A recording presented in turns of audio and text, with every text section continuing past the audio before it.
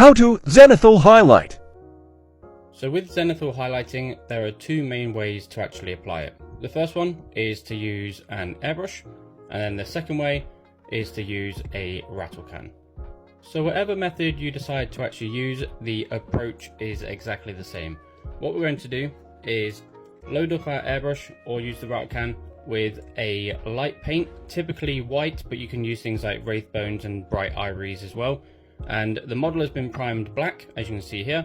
And what we're going to do is spray our lighter coat from above, hitting the model, and therefore where the light is going to hit from roughly a 12 o'clock position, that is going to have our white on it, and then our black is going to remain underneath in all of the recesses, giving us a natural form of light and shadow.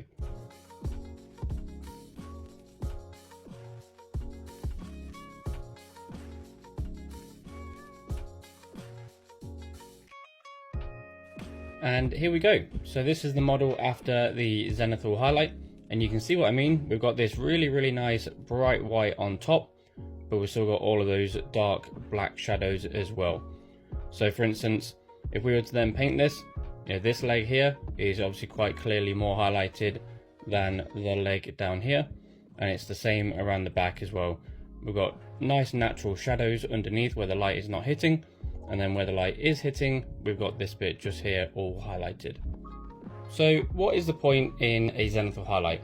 Quite simply, and whenever we use a paint that is transparent or semi-transparent, such as inks, speed paints and contrast paints, we will paint that over our model, and where the white is, that's going to make those contrast paints just that much more vibrant, and then where the black is, that's going to make those contrast paints that much darker. So we're going to get a very natural highlighted model with really nice volumetrics from bright highlights up here and dark shadows down here. So Zenithal highlighting is a really good way to just get like a tabletop ready army that looks really good on the tabletop, because you're going to have really nice volumetric highlights, and it is quite simply very quick. Especially if you use a rattle can, you could line up say 10 Space Marines and just prime them all and then hit them all from above with the Corax white rattle can, and then just apply your contrast paints over it, and you have a really nice looking armor scheme already. And then obviously you can come in, paint all the other details, etc.